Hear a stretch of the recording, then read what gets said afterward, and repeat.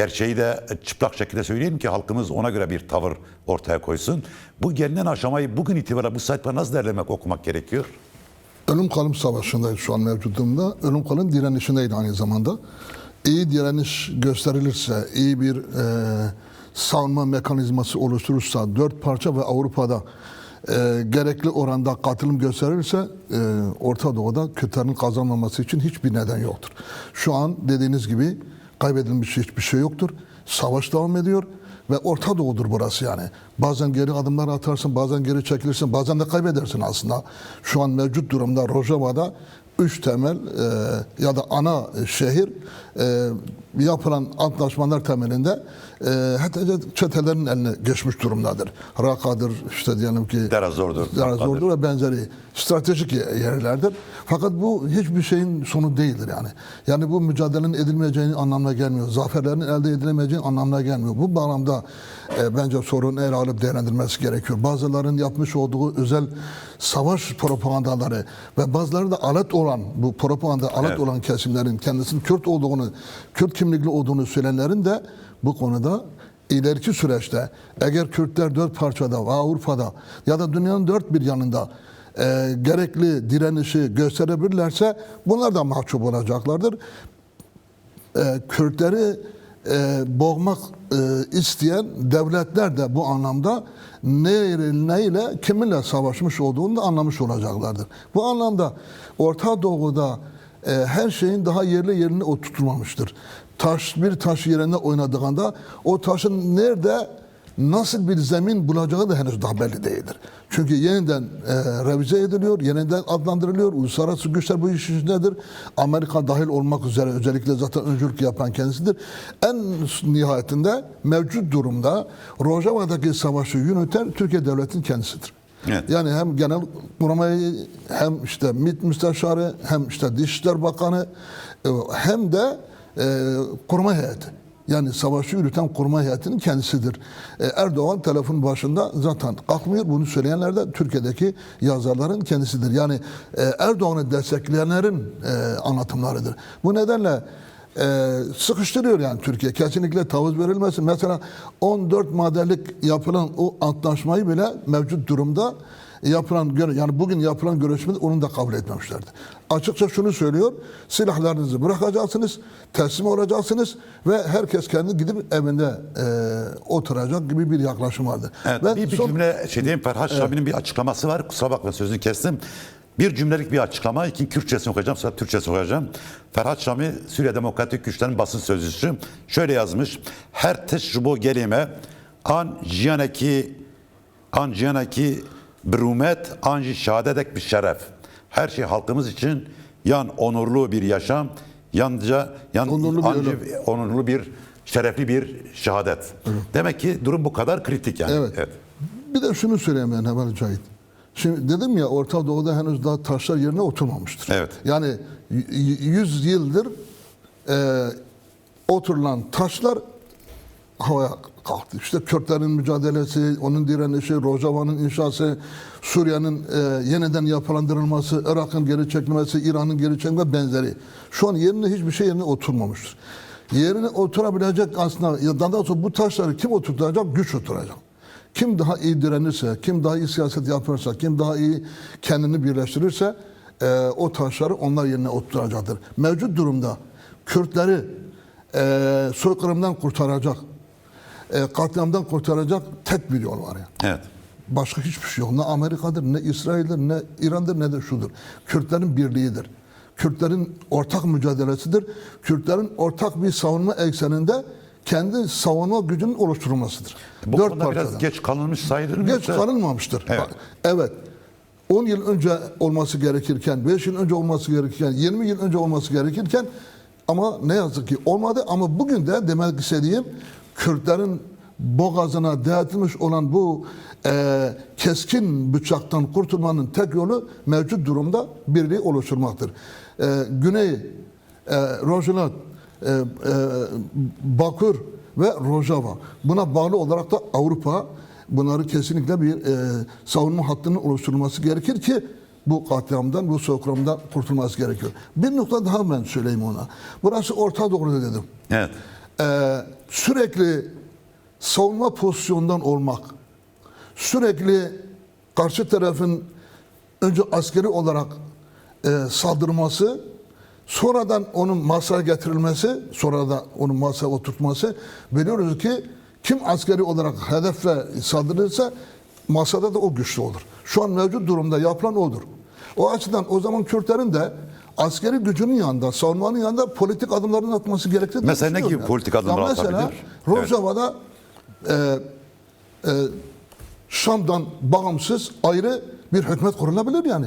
Evet. Ben yani olabilir yani mutlaka. Yani Rojava özerk yönetimi, Yani Suriye'nin Rojava'nın toprak özel bütünü yönetimi dışında. mevcut durumda bir hükümetin ilan edilmesi. Evet. Politik adımı bu bağlamda atılabilir. Yani sürekli onların dediklerini yaparak ya da yumuşatarak ya da biz işte savaşmak istemiyoruz diyerek karşı tarafı eline zaman zaman istemeyerek de olsa poz verebiliyorsun yani bu konuda. Bu açıdan her bir adım ileri atıldığın zaman aynı zamanda ona bağlı orada bir savunma mekanizmasını da oluşturmuş olursun yani. Birincisi bu. Ben bunu önemli görüyorum. Acaba Rojava yönetimi bu konuda belli bir yaklaşım olur mu? Yapmış olduğu toplantılarda bu konuda bir gündeme gelebilir mi? Yani Rojava eksenli bir hükümetin yani oluşturulması anlamda ben söylüyorum. Yoksa onun dışında mevcut durumda Cahit arkadaş hepsi DAEŞ'tir bunlar yani. Şam hükümetini oluşturan Şengal'da katliam yapandır yani bu konuda. Irak'ta katliam yapandır bu konuda. Rojava'da daha önceki süreçte katliam yapan kişidir. Mevcut durumda karavat taktırmışlar, bir ceket giydirmişler Amerika, İngiliz ve benzeri kesimler tarafından. Bunu mevcut. Yani şu anda mevcut dengede ağırlık teşkil eden uluslararası güçler açısından söyledim. Türkiye'dir ve Şam'ın yeniden yapılandırılmasıdır. Evet. Kürtler bu konuda mesela deniliyor ya işte Kürtler tekrar ihanete uğradı ve benzeri.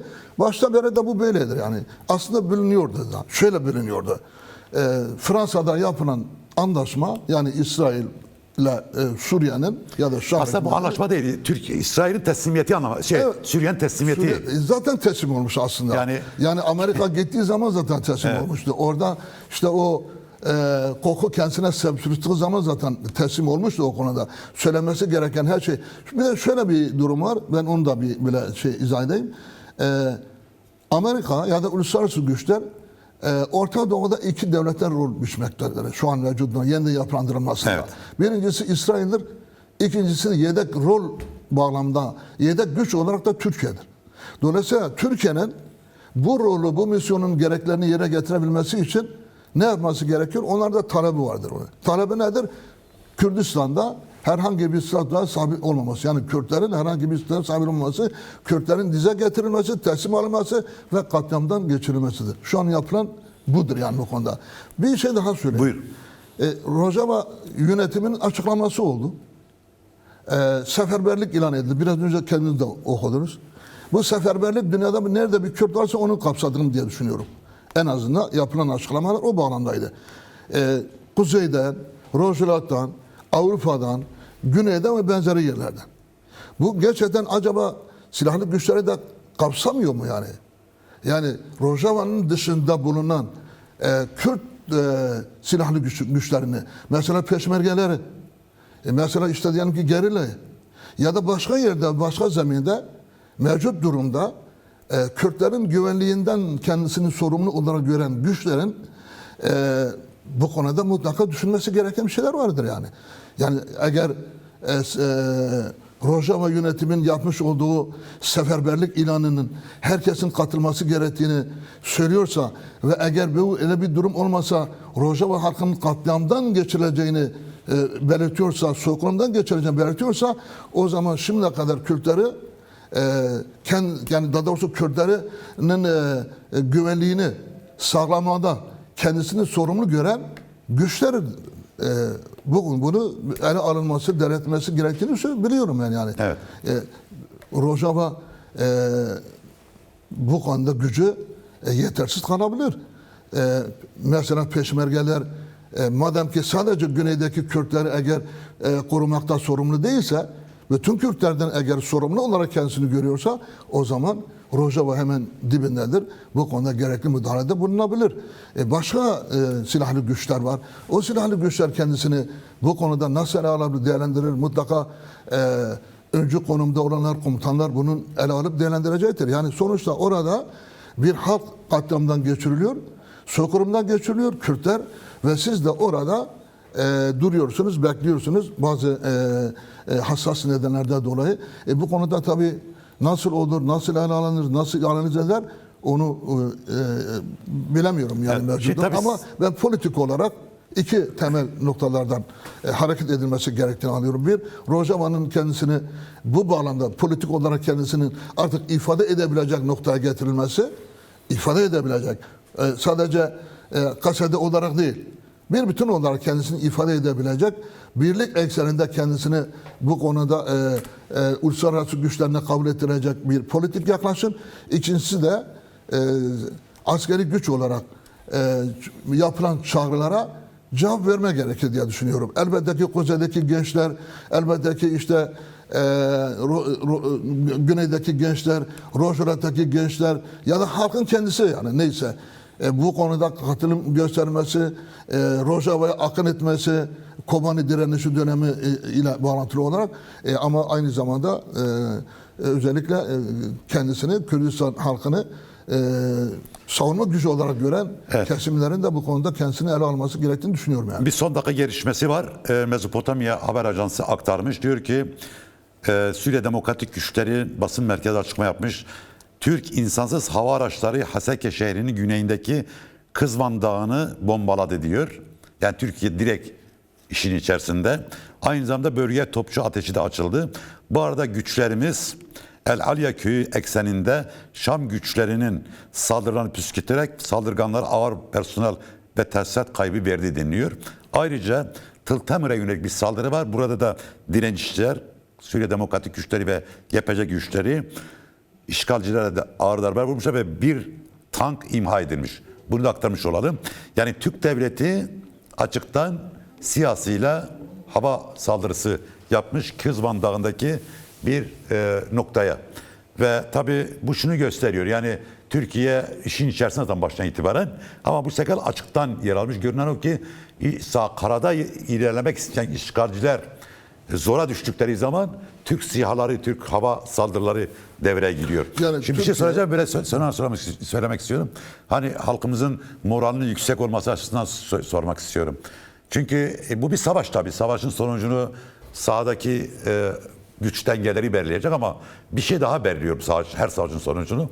Tarafların ne için savaştıkları, hangi iradeyle, hangi fikriyatla, ne için savaştıkları var. Bütün bu dünya savaşlarına böyle olmuş. Yani 1,5 milyon orduyla Hitler gitti Leningrad'ı kuşattı.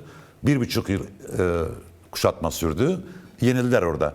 Daha sonra Stalingrad'ı kuşattılar. Orada da 1,5 milyon orduları vardı ve çok az sayıdaki insana karşı yenildiler. Şimdi bu sahaya sürülmüş bu çete grupları böyle çok kendine emin şekilde ilerlediklerini düşünüyorlar. Gerçekten durum böyle midir? Yani kasedenin sayı olarak azlığı ve elindeki teçhizatın azlığı bu çetelerin her tarafı alabilecek anlamına mı geliyor? Yani çeteler bir yerlere dayanarak mevcut durumda cephede sürülmüştür. Türk ordusu da içine katarak sonuçta Türk Suriye ordusu yok. Evet, Ordumuzda yani çünkü diğer şey yok. Yani Türkiye basını sürekli Savaş'tan avsına kadar Türkiye Suriye ordusu falan şu bu diye bir şey yok yani. Şu an mevcut durumda çetelerden oluşmuş gruplar var ve bu grupları organize eden bir komisyon ya da bir çete. Bunu yapan kimdir? Yani çok açık söylemek gerekiyor. Türkiye devleti bunu kendisi yapıyor yani. Ve dolayısıyla aynı zamanda sürece karşı kendisinin sorumluluğunu görmemek anlamına da geliyor. Yani bu da çok önemlidir. Mevcut durumda bir süreci yaşamış olduğunu söylüyor. İşte PKK'nın kendisini feshetme olayı vardır. Süreçte artık savaşın son bilinmesi gerektiğini söylenmiştir. Ama nasıl ve hangi koşullarda? Ve dolayısıyla şu an mevcut durumda Türkiye aslında süreci boşa çıkarmıştır ve süreci kabul etmemiştir, görmemiştir. Şunu deme hakkına sahip olmadığını çok biliyoruz. Rojava ayrı, Kuzey ayrı, Türkiye Kürdistan ayrı, işte Suriye Kürdistan ayrı. Sabahtan akşama kadar kendisini orada planlama ve konsept oluşturan Türkiye Devleti aynı zamanda dediğim gibi bu süreci de boşa çıkarmış oluyor. Yani ilgili kesimler, silahlı güçler bu konuda Rojava'ya herhangi bir müdahalede bulunması durumunda bu süreci kendileri tarafından bozulduğu anlamına gelmez. Evet. Çünkü şöyle denilmiştir yani 12. Kongre'de saldırıya uğramadığı sürece kendisini uğradığı andan itibaren kendisini savunmak zorunda kalacaktır. Şu an mevcut durumda Rojava'daki Kürt halkı saldırıya uğramıştır. Çembere alınmıştır ve soykırımdan geçirmek isteniyor. O zaman bu noktada kendisini savunabilecek pozisyona sokulması gerekiyor diyorsun. Öyle. O açıdan diğeri de dediğiniz gibi işte sürülmüş çeteler sürüce öldürülüyor aslında. Onların için birisi Çeçenistan'a gelmiş, birisi sağda gelmiş, birisi solda gelmiş. Ama esas olarak savaşı yürüten Türkiye Devleti'nin kendisidir. Türkiye Devleti bu konuda kendisini yeniden gözden geçirilmesi gerektiğini diye düşünüyorum. Yoksa sürecin sağlıklı bir biçimde sürmesi, sürdürülmesi, sonuç alınması mümkün olacağını sanmıyorum. Kritik bir süreçtir dediğin gibi. Son olarak bunu söylüyorum. Büyük ihtimal zamanımız bitmiştir. Yok birkaç dakika daha var ama bir soru daha soracağım ondan sonra. Sen dedin işte bu konuda direnmeyle bağlantılı bir şeydir. Moralle bağlantılı bir şeydir. Niçin direndiğine ve niçin savaştığıyla aslında bağlantılı bir şeydir. Belki 1 milyondan fazla çete vardı değil mi daha önceki süreçte de Kobani'ye saldırırken ve benzeri. Ne oldu peki? Kim kazandı bu konuda? Çeteler kazanmadı. Bir avuç devrimci aslında bir avuç halkın öz iradesine dayanan mücadeleyi sürdüren insanlar kaldırır. Kobani'yi kazandır ya da Rojava'nın hepsini kazanır. O açıdan şimdi de böyledir. Şimdi hiçbir şey kimse biz kaybettik. Stratejik olarak biz kaybettik ve benzeri konuda artık mümkün değildir. Moralini bozarak sürece kendisini katmaması özel savaşın yapmış olduğu propagandanın bir aracı haline gelmesi elbette ki belki de savaşın sonunu belirleyecek olan bir yaklaşım olur. Yani. Belki de şöyle düşünüyor Türk devleti işte ben herkesin eline ayağını bağladım, itleri de serbest bırakırım taşların. Hani diyorlar köyde taşlar bağlı, itleri serbest. Ama biraz önce okudunuz yani değil mi? Evet. Artık şimdiye kadar tebrik olarak, böyleydi, planlama olarak, böyleydi. Şey olarak nedir? Planlama yaparken şunu yapacak falan deniliyor dediğin gibi. Ama şimdi artık aslında Halep'te de öyleydi. Yani Halep'te de mesela savaşçıların sesi yansıdı sosyal medyada. Evet. Bilmem kaç Türk askerinin cenazesini kaldırmışlardır oradaki savaşçılar tarafından. Oradaki Türk tanklarının tahrip edildiğine ilişkin fotoğrafları yayınladı, görüntüleri yayınladı.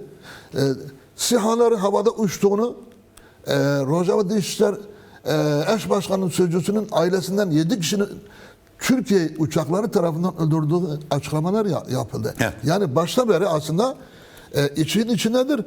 Gizliyorlardı. Fakat şimdi artık mevcut durumda gizleyebilecek durumda değildir. Bizzat şu anda savaşıyor. Evet. Çok teşekkürler Fuat Kap. Programa katıldın, görüşlerini paylaştın.